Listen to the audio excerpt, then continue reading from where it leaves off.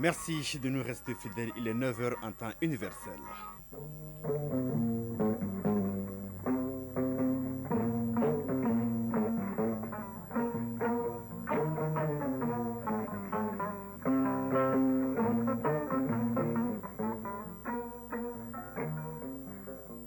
Le journal Mohamed Diarra. Mesdames, Messieurs, bonjour. Bienvenue. Les titres. En 2025, l'assistance humanitaire doit être apportée à 5 catégories de personnes pour un coût de plus de 400 milliards de francs CFA. Le Premier ministre a rencontré hier les acteurs humanitaires. C'est ce samedi que prend fin les activités de la semaine de la justice. Une semaine qui sera marquée par un point de presse animé par le garde des Sceaux. Une activité qui sera marquée donc par le lancement du logiciel de gestion intégrée des dossiers judiciaires. À suivre l'actualité dans les pays de l'AIS au Burkina Faso, la douane burkinabé retrouve ses manches afin de mobiliser le maximum de ressources.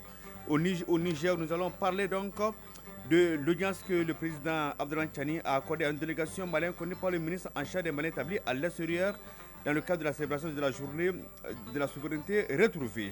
À suivre enfin la paille des sports avec Isaac Chenou.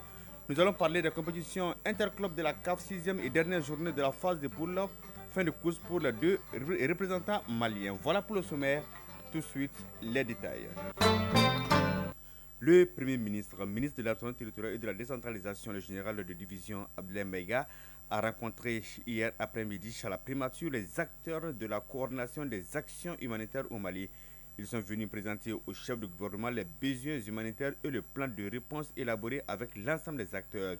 En 2025, l'assistance humanitaire doit être apportée à 5 catégories de personnes pour un coût estimé à plus de 400 milliards de francs CFA. Le Premier ministre a salué l'esprit qui a guidé l'élaboration de ce plan. Le reportage de Momari connaît dans nos éditions futures. Le Premier ministre était donc au Ghana à Accra où il a rencontré les Maliens vivant dans ce pays. On fait le point avec Momari Kone et Aloutouri. Rendre hommage au père de l'indépendance ghanéenne au nom du président de la transition, le général d'armée Assimi Goïta. Voilà tout le sens de cette visite que le Premier ministre, ministre de l'administration territoriale et de la décentralisation, a effectuée au mémorial Kwame Nkrumah. Un lieu de réflexion, un symbole de fierté nationale et de l'esprit révolutionnaire du Ghana. L'œuvre du défunt président est inscrite dans l'héritage mémoriel des relations entre le Mali et le Ghana et de la construction de l'unité africaine en compagnie du président Modibo Keïta. Les bâtiments abritent la dépouille de Nkrumah, de même que celle de son épouse. Dans ce haut lieu qui reçoit environ 99 000 visiteurs chaque année, se trouvent également des drapeaux et des photos de l'ancien président avec d'autres dirigeants du monde. À l'intérieur se trouve une galerie audiovisuelle où sont archivés quelques allocutions et discours prononcés à différentes occasions. Construit en 1992 par l'ancien président Jerry John Rawlings, ce mémorial vise à immortaliser la vie grandiose de l'auteur du livre L'Afrique doit s'unir ou encore du conscientisme, des œuvres qui ont été le socle de sa doctrine panafricaniste, partagée par ses pères Modibo Keïta du Mali et Gamel Abdel Nasser d'Égypte.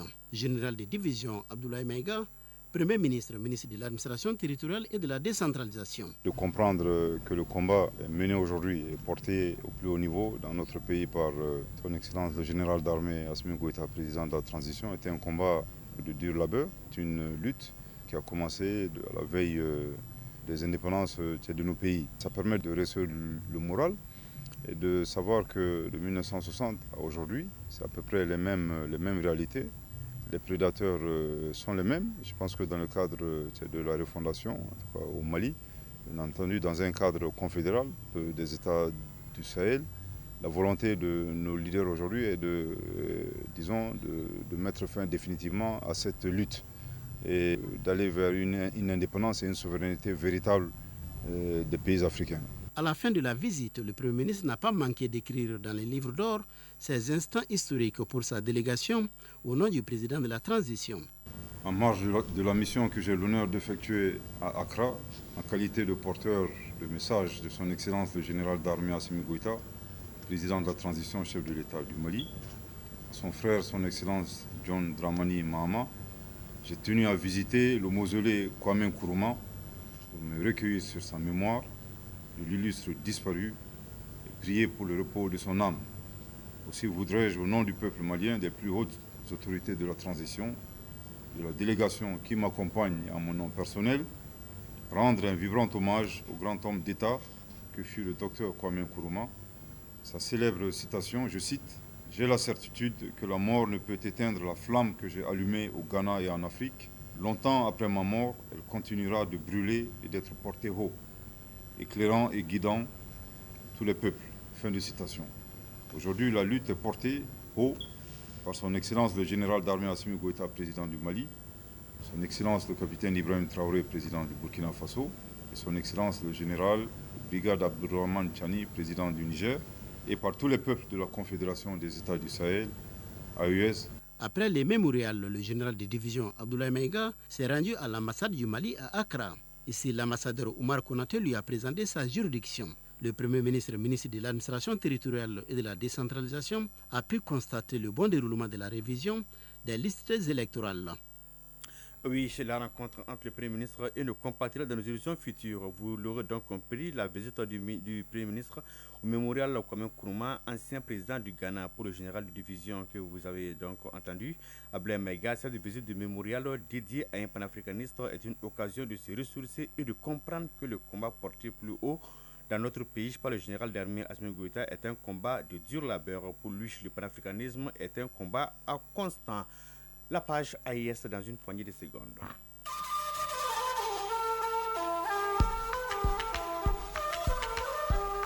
AES, actualité.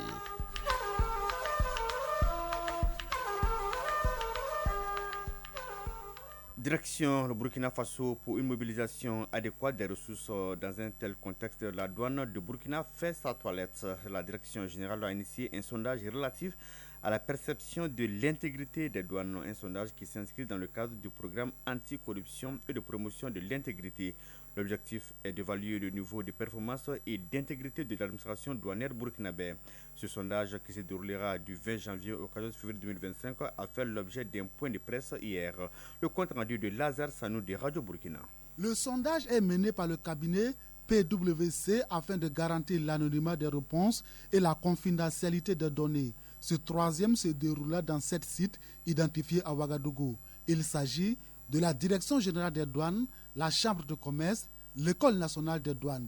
Les autres sites sont les bureaux de douane de Ouaga Gare, celui de Ouaga Aéroport, Ouaga Route et le bureau de dédouanement des véhicules automobiles. L'exercice se mène en collaboration avec l'Organisation mondiale des douanes dans les 25 pays bénéficiaires du programme.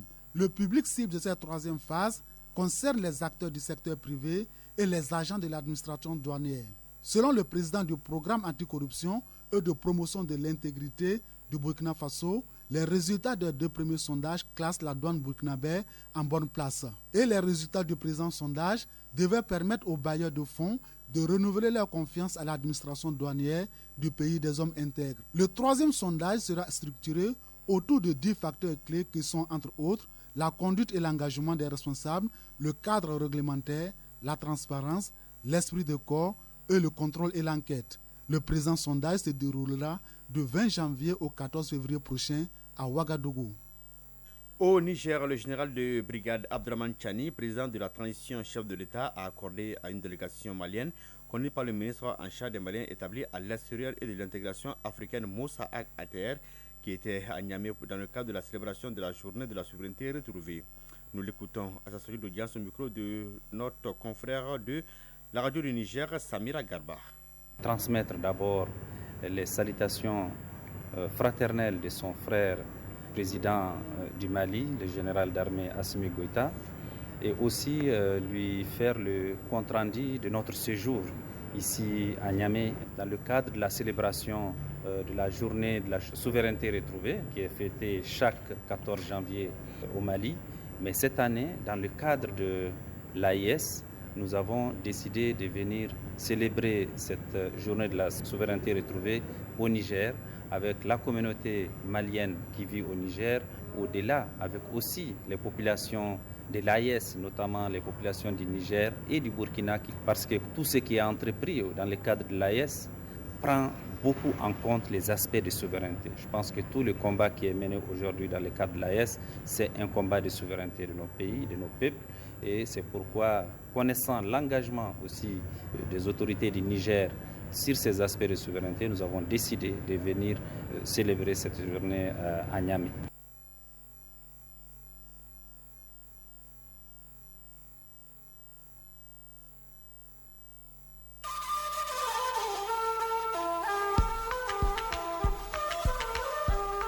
AES, actualité.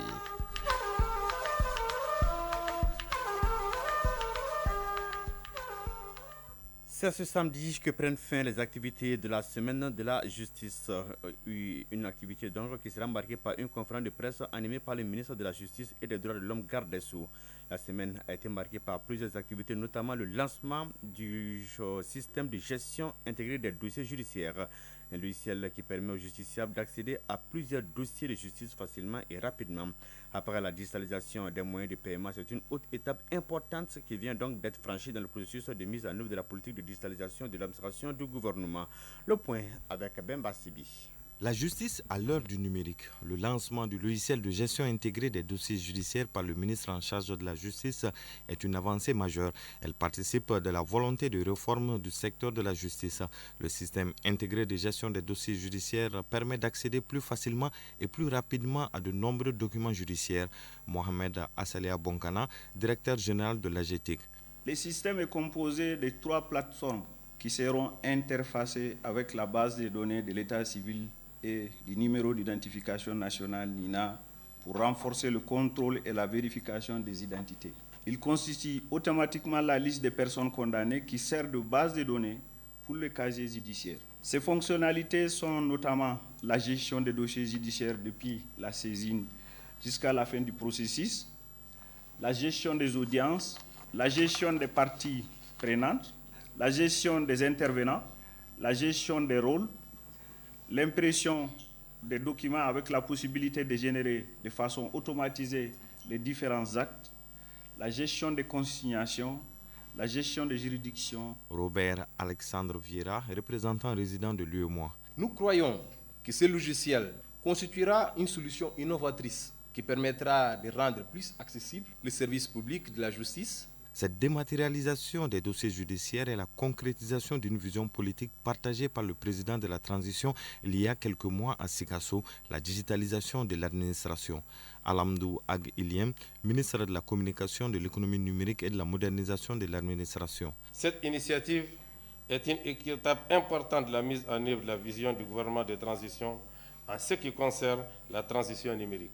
La présente plateforme a été réalisée à la suite d'un long processus participatif et inclusif. Mon département, à travers l'Agence de technologie de l'information et de la communication AGTIC, prendra en charge l'interconnexion des juridictions de la phase pilote des dossiers judiciaires. Mamadou Kassogé, ministre de la Justice et des Droits de l'Homme, garde des Sceaux. La chaîne de traitement inclura aussi bien les procédures civiles, commerciales, sociales, administratives et pénales que la police judiciaire et l'état civil. Aussi devrait-il permettre, comme cela s'entend, de dématérialiser toute la procédure judiciaire depuis la requête et le procès verbal jusqu'à l'établissement des pièces d'exécution et par extension à la gestion de la détention. Le lancement du système intégré de gestion des dossiers judiciaires est une étape importante dans la mise en œuvre de la politique de digitalisation du gouvernement. La phase pilote de déploiement du système va se faire dans certaines juridictions et elle va prendre 2 ans. Les auditeurs de la 4e promotion de l'école de guerre du Mali ont visité hier l'office de radio-télévision du Mali. Les stagiaires ont fait le tour des différents compartiments de l'office avant de s'entretenir avec l'équipe technique sur le travail de production, le traitement et la diffusion de l'information sur les chaînes de radio et télévision de l'ORTM. On fait le point avec Seydou Traoré. La visite pédagogique des auditeurs de la 4e promotion de l'école de guerre du Mali à l'ORTM intervient à la fin du module de communication de l'établissement. Ils sont au total 25 auditeurs, dont 15 Maliens, 5 du Burkina Faso et 5 du Niger. Une première pour l'école de guerre qui prend une dimension sous-régionale à partir de sa 4e promotion, de la première chaîne de télévision ORTM 1 à la radio chaîne 2 en passant par la radio nationale ORTM 2. Les échanges ont surtout porté sur le travail d'information et de communication des différentes chaînes. Colonel Moustapha Sangari, auditeur du Mali. L'ORTM, vu de loin, nous pensons que c'est une petite boîte qui fonctionne d'une manière systématique et simplement. Mais à vue de l'intérieur, nous voyons que c'est vraiment, le groupe ORTM, c'est une très grosse machine qui utilise beaucoup de leviers pour pouvoir répondre aux attentes des populations. Lieutenant-colonel Aristide Tinino, auditeur du Burkina Faso. Ce qui m'a impressionné vraiment dans cette structure, c'est la complexité de l'ensemble des structures de diffusion, les radios, les télévisions, qui travaillent tout ensemble en bonne intelligence. Lieutenant-colonel Salihou Moussa, auditeur du Niger. Je suis très ravi de découvrir aujourd'hui c'est quoi la radio et télévision du Mali. Et surtout dans cette dynamique actuelle dans laquelle nous sommes, celle de la refondation de nos 3 États.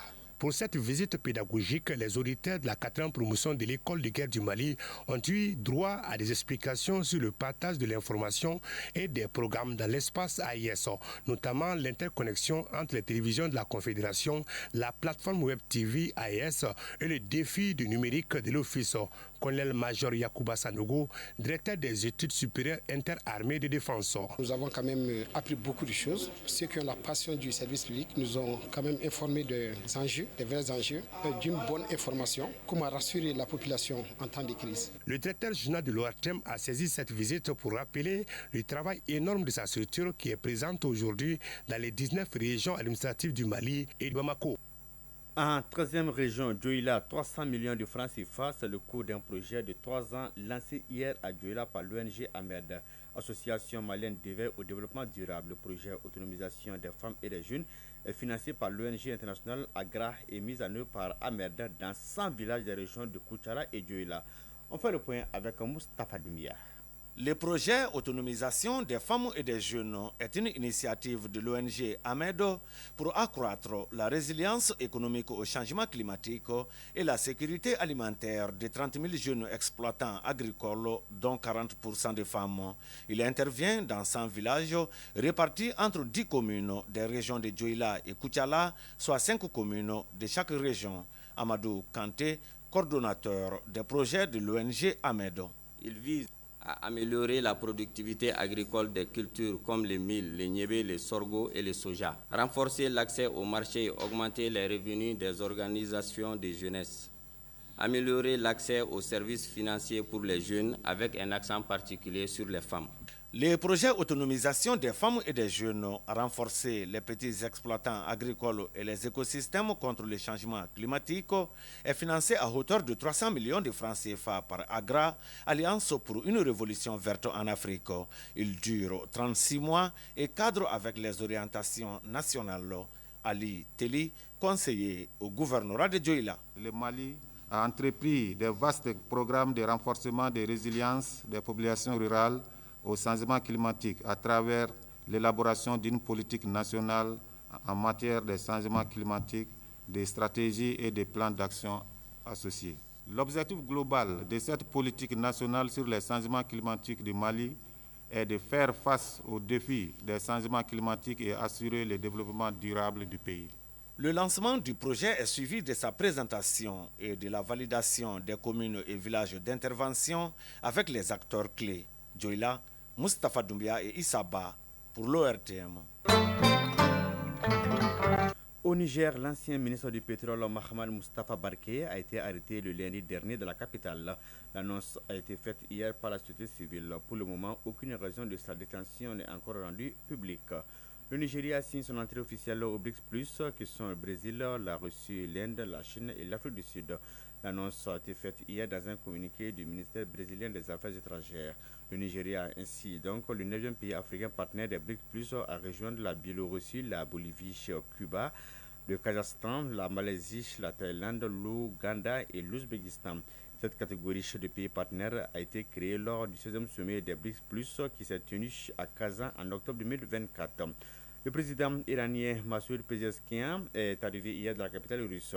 Il a rencontré son homologue russe Vladimir Poutine pour signer un nouvel accord de partenariat. Ce partenariat est axé sur le plan éducatif, énergétique et commercial. Les sports dans une poignée de secondes.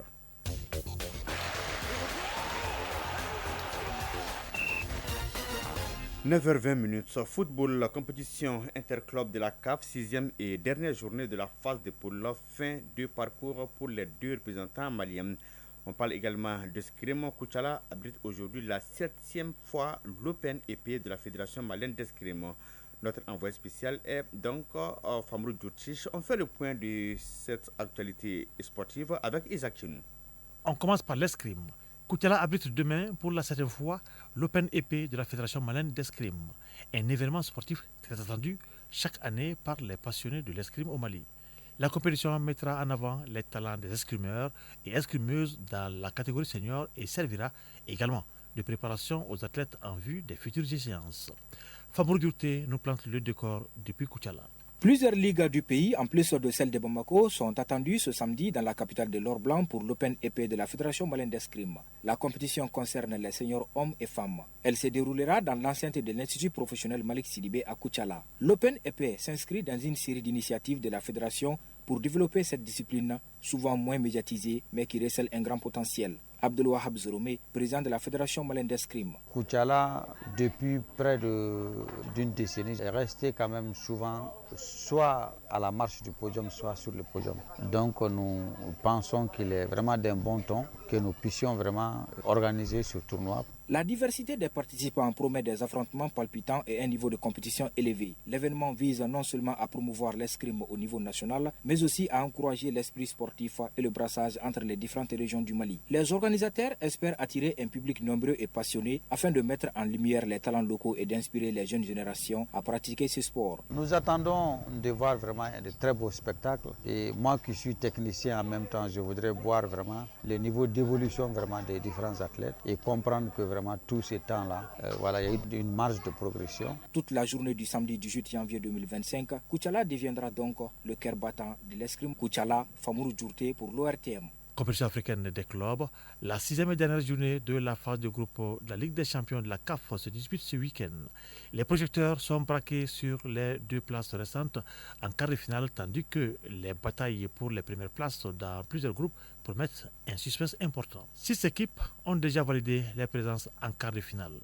El Hilal, Phare de Rabat, El Ali, Orlando Pirates, Espérance de Tunis et Pyramide. Mais la lutte pour la première place dans leur groupe reste intense avec des enjeux élevés pour garantir un tirage favorable lors de la prochaine étape. Les groupes A et B offrent encore des scénarios ouverts. Young Africa de Djigidjara, Mouloudia d'Alger, Mamelé Soundon et Raja de Casablanca se disputent les 2 derniers tickets pour le tour suivant. Dans le groupe C et D, la compétition reste rude pour les premières places. El Ali, Orlando Pirates, Espérance et Pyramide veulent consolider leur statut de tête de série. Le Djoliba, représentant malien déjà éliminé, joue pour au moins marquer un but pour sa première participation dans la compétition et pourquoi pas enregistrer une première victoire. Djoliba Pyramide FC, c'est ce soir à partir de 19h. Le match se jouera en Égypte. D'autre part, le classement des quarts de finale de la Coupe de la Confédération sera complété ce week-end également, alors que la course vers une place en 8e de finale entrera dans sa dernière ligne droite dimanche. Le Saban de Bamako, déjà éliminé, joue pour la formalité ce dimanche à partir de 19h au stade du 26 mars contre l'Undassoul. 9h passées de 24 minutes, c'est la fin de cette édition présentée par Mohamed Diarra avec le concours de Abse Traoré à la mise en onde. Coordination éditoriale, Ousmane Dao, réalisation Adam Maïga, la mise en ligne est assurée par Badi Touré. Passez d'excellents moments accompagnés des programmes de Radio Mali. Au revoir.